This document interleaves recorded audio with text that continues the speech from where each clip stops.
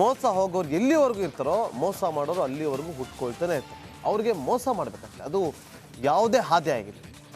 ಹೆಣದ ಮೇಲೂ ಕೂಡ ಅವರು ಮೋಸ ಮಾಡೋದಕ್ಕೆ, ಹಣ ಮಾಡೋದಕ್ಕೆ ಮುಂದಾಗ್ತಾರೆ. ನೋಡಿ, ನಮ್ಮ ಪ್ರತಿನಿಧಿ ರಿಯಾಲಿಟಿ ಚೆಕ್ ಮಾಡಿರುವಂಥದ್ದು ಇದು.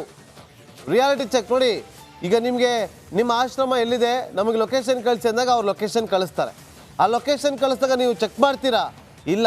ಆದರೆ ನಮ್ಮ ಪ್ರತಿನಿಧಿ ಆ ಕೆಲಸವನ್ನು ಮಾಡಿದ್ದಾರೆ. ನೋಡಿ, ಅವರು ಆ ಲೊಕೇಶನ್ಗೆ ಮೂವ್ ಆಗ್ತಾ ಇರುವಂಥ ದೃಶ್ಯವನ್ನು ನಾವು ನಿಮಗೆ ತೋರಿಸ್ತಾ ಇದ್ದೀವಿ. ನಮ್ಮ ಆನೇಕಲ್ ಪ್ರತಿನಿಧಿ ನವೀನ್ ಮೊದಲಿಗೆ ಅದರ ಒಂದು ಸ್ಟೋರಿ ಸಿಗ್ತಾ ಇದ್ದಂತೆ ಫಾಲೋ ಅಪ್ ಮಾಡ್ತಾರೆ.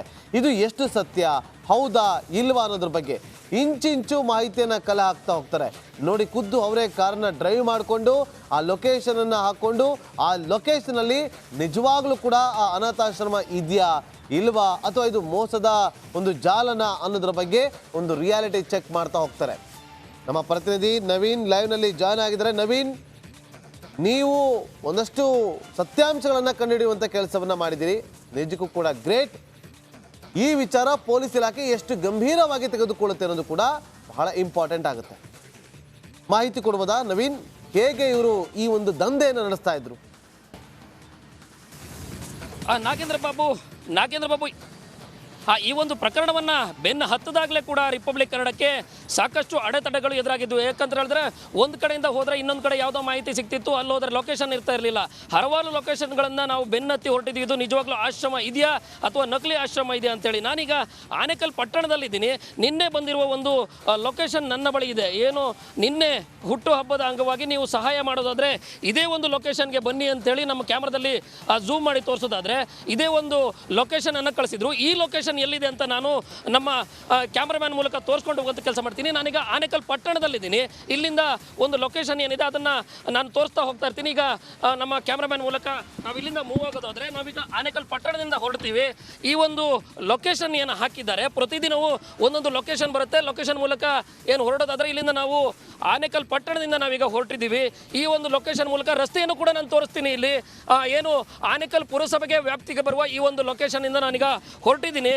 ಈ ಒಂದು ಲೊಕೇಶನ್ ಏನು ಹಾಕಿದ್ದಾರೆ ಅವರು ಪ್ರತಿದಿನವೂ ಕೂಡ ಡಿಫ್ರೆಂಟ್ ಲೊಕೇಶನನ್ನು ಕಳಿಸಿದ್ದಾರೆ ಅನ್ನೋದಕ್ಕೆ ಸಾಕ್ಷಿ ಮೂಲಕವಾಗಿ ರಿಪಬ್ಲಿಕ್ ಕನ್ನಡ ಜನರ ಮುಂದೆ ಇಡುತ್ತೆ, ಜೊತೆಗೆ ಪೊಲೀಸರ ಮುಂದೆ ಇಡುವಂಥ ಒಂದಷ್ಟು ಕೆಲಸವನ್ನು ನಾವು ಮಾಡ್ತಾ ಇರುವಂಥದ್ದು. ಯಾಕಂತ ಹೇಳಿದ್ರೆ ಇದು ಸಣ್ಣ ಪುಟ್ಟ ಜಾಲ ಆಗಿಲ್ಲ.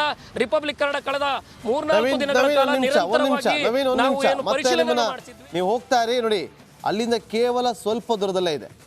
ನಮ್ಮ ಪ್ರತಿನಿಧಿ ನವೀನ್ ಈಗ ಹೋಗ್ತಿದ್ದಾರೆ, ಸ್ವಲ್ಪ ದೂರದಲ್ಲೇ ಇದೆ. ಆ ಲೊಕೇಶನ್ ಹತ್ರ ಹೋಗ್ತಾರೆ. ಲೊಕೇಶನ್ ಹತ್ರ ಹೋಗ್ತಾ ಇದ್ದಂತೆ ಅಲ್ಲಿ ನಿಜವಾಗ್ಲೂ ಕೂಡ ಆ ಅನಾಥಾಶ್ರಮ ಇದೆಯಾ ಇಲ್ವಾ ಅಂತೇಳಿ ನೋಡಿ, ನಿಮ್ಮನ್ನು ನಂಬಿಸೋದಕ್ಕೆ ಅಂತೇಳಿ ಅವರೊಂದು ಲೊಕೇಶನ್ ಕಳಿಸ್ತಾರೆ. ನಿಮಗೆ ಮೊದಲಿಗೆ ನಾವು ಚಾರಿಟಿ ನಡೆಸ್ತಾ ಇದ್ದೀವಿ ಅಂತ ಹೇಳಿದಾಗ ನಿಮಗೆ ನಂಬಿಕೆ ಬರೋದಿಲ್ಲ. ಆಗ ಅವರು ನಮ್ಮ ಹತ್ರ ಫೋಟೋ ಇದೆ, ನಮ್ಮ ಮಕ್ಕಳು ನಿಮಗೆ ವಿಶ್ ಮಾಡ್ತಾರೆ ಅಂತೇಳಿ ಆ ಮಕ್ಕಳಿಗೆ ಒಂದು ಹ್ಯಾಪಿ ಬರ್ಡೇ ಅಂತೇಳಿ ಅವ್ರಿಗೊಂದು 5,000 10,000 ಕೊಟ್ಟು ಹ್ಯಾಪಿ ಬರ್ಡೇ ಅಂತೇಳಿ ವಿಶ್ ಮಾಡಿರುವಂಥ ಒಂದು ವಿಡಿಯೋವನ್ನು ಕಳಿಸ್ತಾರೆ. ಅದಾದ ಬಳಿಕ ಮಕ್ಕಳ ಜೊತೆ ಆ ಲೇಡಿನೇ ಇರುವಂಥ ಒಂದು ಫೋಟೋವನ್ನು ಕಳಿಸ್ತಾರೆ. ಅದಾದ ಬಳಿಕ ನಿಮಗೆ ಆಗಲೂ ನಂಬಿಕೆ ಬರಲಿಲ್ಲ ಅಂತಂದರೆ ನೋಡಿ, ನಮ್ಮ ಇದೇ ಲೊಕೇಶನಲ್ಲಿ ಇರುವಂಥದ್ದು. ಈ ಲೊಕೇಶನ್ಗೆ ಬಂದರೆ ನಮ್ಮ ಅನಾಥಾಶ್ರಮ ಇದೆ, ನೀವು ಎನಿ ಮೂಮೆಂಟ್ ಬರ್ಬೋದು, ನಮ್ಮ ಮಕ್ಕಳ ಜೊತೆ ನೀವು ಒಂದಿನ ನೀವು ಟೈಮ್ ಸ್ಪೆಂಡ್ ಮಾಡ್ಬೋದು, ಖುಷಿಯಾಗಿರ್ತೀರ ನೀವು ಅಂತೇಳಿ ಅವ್ರೊಂದು ಲೊಕೇಶನ್ ಕಳಿಸ್ತಾರೆ. ನೀವು ಬೆಳಗಾವಿನೋ ಮಂಗಳೂರೋ ಅಥವಾ ಬೆಂಗಳೂರು ಯಾವುದೋ ಒಂದು ಮೂಲೆಯಲ್ಲಿ ತುಮಕೂರು ಚಿತ್ರದುರ್ಗನೋ ಬಳ್ಳಾರಿನೋ ಎಲ್ಲೋ ಕೂತಿರ್ತೀರಾ, ನಿಮಗೆ ಸಂಪರ್ಕ ಮಾಡ್ತಾರೆ. ನೀವು ಅಲ್ಲಿಂದ ಇಲ್ಲಿಗೆ 1,500 ರೂಪಾಯಿ ಅವ್ರಿಗೆ ದೇಣಿಗೆ ಕೊಟ್ಟಿರ್ತೀರಾ, ಕೊಡಬೇಕು ಅಂತ ಅಂದ್ಕೊಂಡಿರ್ತೀರಾ. ಅದಕ್ಕೆ 3-4 ಸಾವಿರ ರೂಪಾಯಿ ಖರ್ಚು ಮಾಡ್ಕೊಂಡು ಇಲ್ಲಿಗೆ ಬರ್ತೀರಾ? ಖಂಡಿತವಾಗ್ಲೂ ಬರೋದಿಲ್ಲ. ಇದೇ ಮೈನಸ್ ಅನ್ನು, ಇದೇ ವೀಕ್ನೆಸ್ಸನ್ನು ಅವ್ರು ಚೆನ್ನಾಗಿ ಅರ್ಥ ಮಾಡ್ಕೊಂಡಿರ್ತಾರೆ. ಆ ವೀಕ್ನೆಸ್ ಮೇಲೆ ನಿಮ್ಮನ್ನು ಆಟ ಆಡಿಸಿ ಒಂದಷ್ಟು ಸ್ಕ್ರೀನ್ ಶಾಟ್ಗಳನ್ನ ಕಳಿಸ್ತಾರೆ. 1,500 ರೂಪಾಯಿಗೆ 25 kg ಅಕ್ಕಿ, 2,500 ರೂಪಾಯಿಗೆ 1 ಮೂಟೆ ಅಕ್ಕಿ, 5,000 ರೂಪಾಯಿಗೆ ಅಕ್ಕಿ, ಎಣ್ಣೆ, ಅವ್ರಿಗೆ ಪುಸ್ತಕ, ಪೆನ್ಸಿಲು ಎಲ್ಲ ಕೊಡಿಸಿ ಅಂತೇಳಿ ಅದೊಂದು ಸ್ಕ್ರೀನ್ ಶಾಟ್ ರೆಡಿ ಮಾಡ್ಕೊಂಡಿರ್ತಾರೆ. ಅದರ ಸಮೇತವಾಗಿ ನಿಮಗೆ ಫೋಟೋವನ್ನು ಶೇರ್ ಮಾಡ್ತಾರೆ.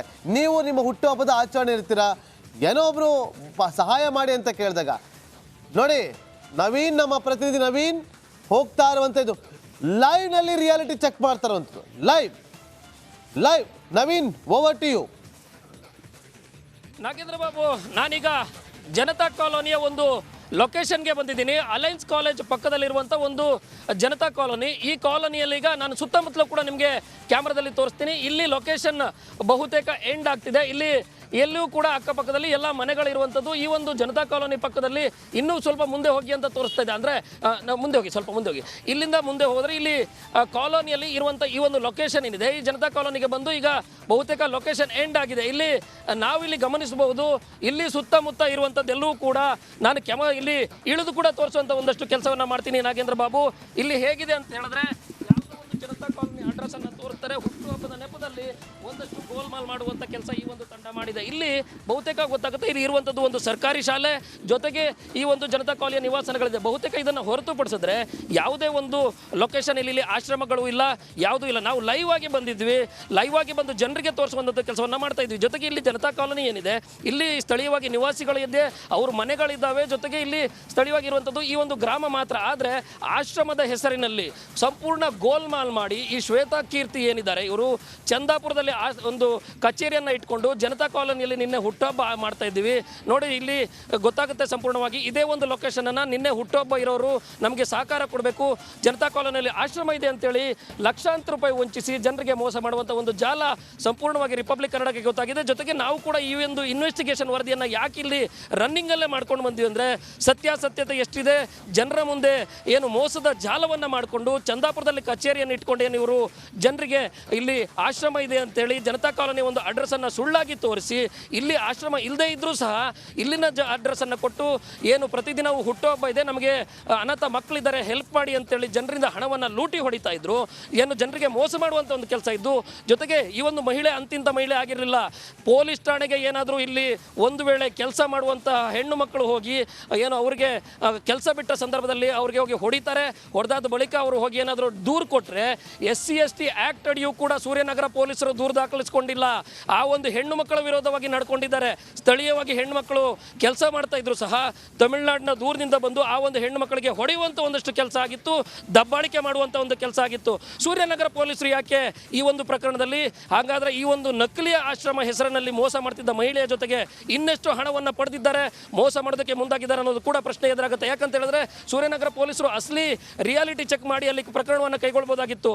ಏನು ಚಂದಾಪುರದಲ್ಲಿ ಕಚೇರಿ ಇಲ್ಲದೆ ಇದ್ರು ಸಹ ಆ ಒಂದು ಕಚೇರಿ ಹೆಸರಿನಲ್ಲಿ ಏನು ಲಕ್ಷಾಂತರ ರೂಪಾಯಿ ಪ್ರತಿದಿನ ವಸೂಲಿ ಮಾಡ್ತಿದ್ದ ಮಹಿಳೆ ಏನಿದ್ದು, ಅಲ್ಲಿ ಒಂದಷ್ಟು ಅವರು ಕೊಟ್ಟಂತ ದೂರನ್ನು ದಾಖಲು ಮಾಡ್ಕೊಳ್ತಾರೆ. ಕೆಲಸ ಸರಿಯಾಗಿ ಮಾಡಿಲ್ಲ ಅನ್ನೋ ಕಾರಣಕ್ಕೆ ಸೂರ್ಯ ಸಿಟಿ ಪೊಲೀಸ್ ಠಾಣೆ ಅವರು, ಮತ್ತೊಮ್ಮೆ ಹೇಳ್ತಾ ಇದ್ದೀನಿ, ಸೂರ್ಯ ಸಿಟಿ ಪೊಲೀಸರು ಇನ್ವಾಲ್ವ್ ಆಗಿದ್ದೀರಾ? ನೇರವಾಗಿ ಪ್ರಶ್ನೆ ಮಾಡ್ತಾ ಇದ್ದೀವಿ. ಇನ್ವಾಲ್ವ್ ಆಗಿದ್ದೀರಾ? ಆಗಿಲ್ಲ ಅಂದ್ರೆ ಕ್ರಮ ತಗೊಳ್ಳಿ. ಚಾಲೆಂಜ್ ಮಾಡ್ತಾ ಇದೆ ರಿಪಬ್ಲಿಕ್ ಕನ್ನಡ. ನವೀನ್, ಮುಂದಿನ ಭಾಗದಲ್ಲಿ ಮತ್ತೆ ನಿಮ್ಮನ್ನ ಸಂಪರ್ಕ ಮಾಡ್ತೀವಿ. ಈ ಸುದ್ದಿಯನ್ನು ಮತ್ತೆ ನಾವು ಪಿಕ್ ಮಾಡೇ ಮಾಡ್ತೀವಿ. ರಿಪಬ್ಲಿಕ್ ವರ್ಲ್ಡ್ ಆ್ಯಪ್ ಇದು ಕೇವಲ ಅಪ್ಲಿಕೇಶನ್ ಅಲ್ಲ, ಸಮಗ್ರ ಸುದ್ದಿಗಳ ಸಂಪರ್ಕ ಮಾರ್ಗಕ್ಕೆ ಕ್ರಾಂತಿಕಾರಿ ಬದಲಾವಣೆ. ರಿಪಬ್ಲಿಕ್ ವರ್ಲ್ಡ್ ಆ್ಯಪ್ ಕೇವಲ ಸುದ್ದಿ ಅಪ್ಲಿಕೇಶನ್ ಪರಿಚಯಿಸ್ತಾ ಇಲ್ಲ, ಬದಲಾಗಿ ಡಿಜಿಟಲ್ ಸುದ್ದಿ ಬಳಕೆಯ ಹೊಸ ಯುಗಕ್ಕೆ ನಾಂದಿ ಹಾಡ್ತಾ ಇದೆ. ಇದೊಂದು ಬ್ರೇಕಿಂಗ್ ನ್ಯೂಸ್, ಪ್ರಭಾವಶಾಲಿ ಕಾರ್ಯಕ್ರಮಗಳಿಗೆ ಗಟ್ಟಿಯಾದ ವೇದಿಕೆ. ಇಲ್ಲಿ ಕೇವಲ ತಾಜಾ ಸುದ್ದಿ, ಅದರ ನೇರ ಪ್ರಸಾರ ಮತ್ತು ಚರ್ಚೆಗಳಿಗೆ ಮಾತ್ರ ಅವಕಾಶ. ರಿಪಬ್ಲಿಕ್ ವರ್ಲ್ಡ್ ಆ್ಯಪ್ ಡೌನ್ಲೋಡ್ ಮಾಡಿಕೊಳ್ಳಿ. ಗೂಗಲ್ ಪ್ಲೇಸ್ಟೋರ್ ಮತ್ತು ಆಪಲ್ ಆ್ಯಪ್ ಸ್ಟೋರ್ನಲ್ಲಿ ಲಭ್ಯವಿದೆ.